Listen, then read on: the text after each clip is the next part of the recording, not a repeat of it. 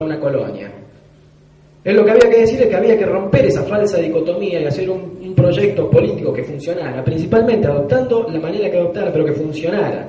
Y ahí va a insertar otra teoría que tenía que ver con la que va muchos años después a establecer puntualmente a nivel ya práctico con el comandante Chávez, que era la teoría de caudillo, ejército, pueblo, que inmediatamente voy a empezar a explicar.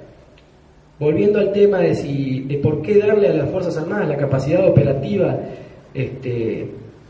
alta capacidad de disponibilidad tecnológica cuando los golpes militares quedaban, y él decía que los golpes militares no hacían falta alta disponibilidad tecnológica para darse, al contrario, bastaban con bayonetas para dar un golpe militar, no hacen falta submarinos nucleares para dar golpes militares.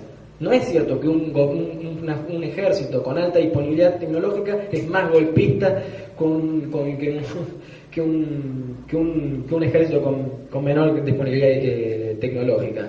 La razón es simple. Ustedes fíjense, en los países de América Latina, ¿ha habido muchos golpes de Estado? Sí, fueron ejércitos generalmente débiles. ¿Cuántos golpes de Estado militares hubo en los países con alta disponibilidad tecnológica en sus fuerzas armadas? ¿Cuántos golpes de Estado hubo en Estados Unidos?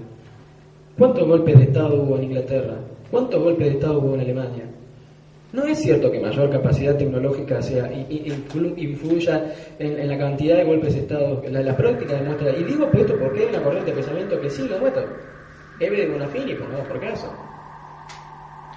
Todas las presiones que se hicieron vía política ideologizada de derechos humanos, haciendo que los ejércitos fueran más débiles. A esto, sumado a la paupérrima situación económica de nuestro país y de todos los países de nuestra Iberoamérica, que obviamente cuando hay una crisis, el primer lugar donde uno recorta presupuesto ¿dónde? Y Fuerzas Armadas, porque uno como no vive constantemente en guerra, el primer lugar donde uno va a recortar es Fuerzas Armadas. Y de recorte en recorte, y de visión derecho humanista ideologizada en visión derecho humanista ideologizada, nuestros ejércitos quedaron sin capacidad, prácticamente sin capacidad, salvo las excepciones, pongamos por caso el de Chile, sin capacidad de respuesta.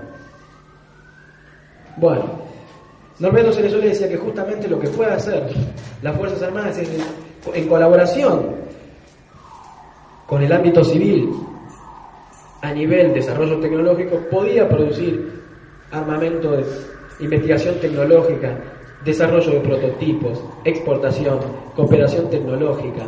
Obviamente que todo esto siempre él lo subordinaba al análisis político de los objetivos que se proponía un Estado. Por ejemplo, no vamos a abundar en el tema desarrollo de armamento, por ejemplo, pero se decía a un determinado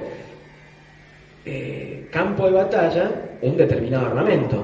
Eso es obvio. El desarrollo tecnológico tiene que ir principalmente por cuestiones que nosotros necesitamos y no hacer como hacen, y ahí venía el análisis político, los países centrales que venden el armamento que les sobra, pero de acuerdo a sus propios hipótesis de conflicto y por ende a sus propios campos de batalla, comprarlos nosotros, que por ahí utilizamos un arma que se atasca en el frío, o por ahí o al contrario, un arma cuyo acero se dilata si lo tuviéramos que utilizar en un lugar de calor, y por ende decía, compramos un armamento malo, cuando lo podíamos fabricar nosotros y de acuerdo a nuestra hipótesis de guerra, determinado sector en el cual se va a utilizar. ¿Se entiende? No vamos a utilizar un arma que falla en el frío si tenemos, por ejemplo, como hipótesis de conflicto, o mejor aún, hipótesis de guerra, el Atlántico Sur. No sirve, es un arma obsoleta. Pero ¿qué pasa? Esto también entra dentro del planteo político de los países del denominado primer mundo. Bien, él decía que lo que se está haciendo, que hay un planteo político, de este planteo político de generar en los países del tercer mundo la dependencia que también llegaba a las cuestiones armamentísticas, y la razón es muy simple. ¿Qué más le conviene a los países como Estados Unidos, o que esconden sus intereses detrás de la OTAN, que invadir países desarmados? La razón es obvia. Cuanto más desarmado está una nación, más fácil de conquistar. No por una cuestión de respeto a los derechos humanos. Es una cuestión más fácil, no nos presentan combate, no tienen con qué defenderse.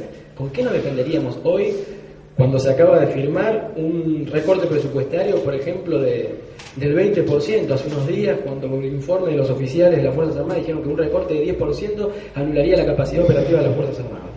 ¿Y con qué nos vamos a defender? Con catapultas.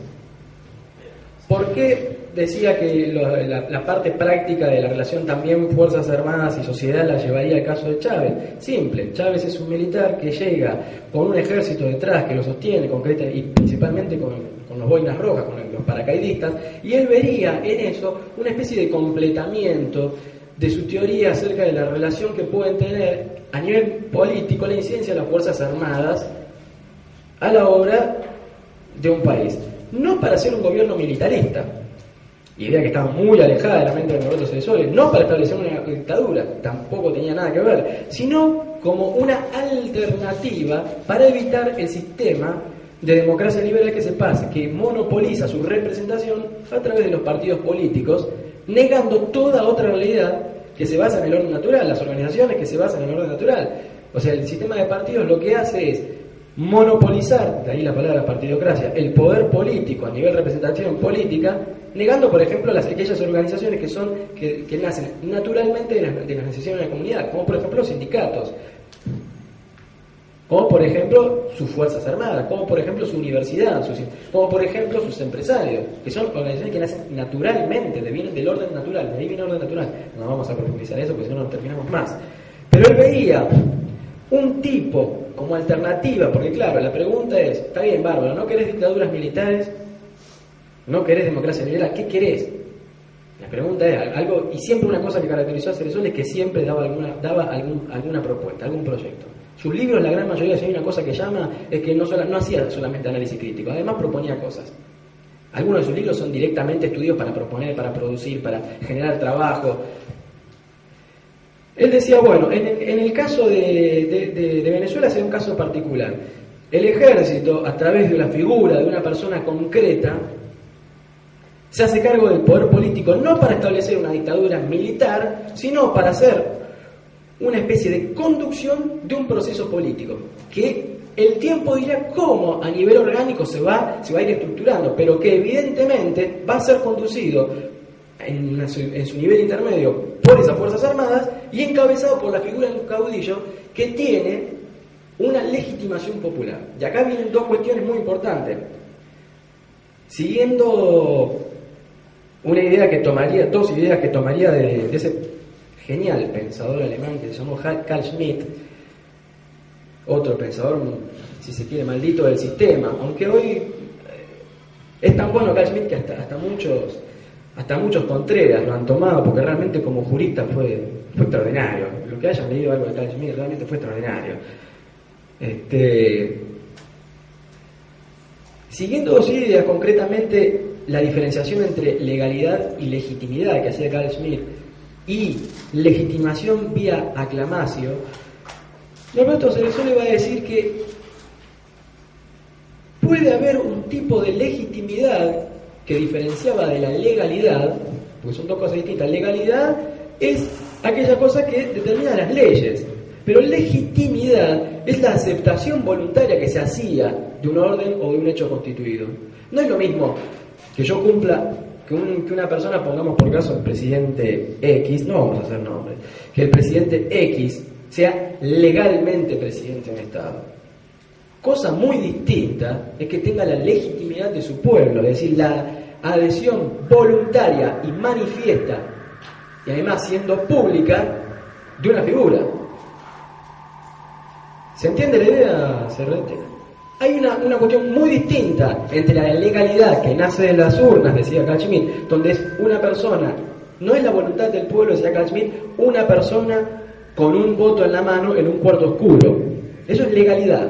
Pero legitimidad es cuando una persona exterioriza que defiende a alguien porque adhiere voluntariamente a delegar en esa persona el mando.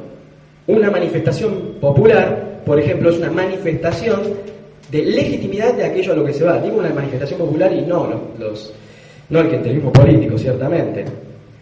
Carl Schmitt, obviamente, lo tradujo y lo expresó de una realidad política que él estaba viendo en la década del 30 con la figura de Adolf Hitler, obviamente, que amén del juicio que le quede a cada uno, es evidente que constituía un hecho clásico, elemental, un ejemplo elemental, diría, de aclamación política.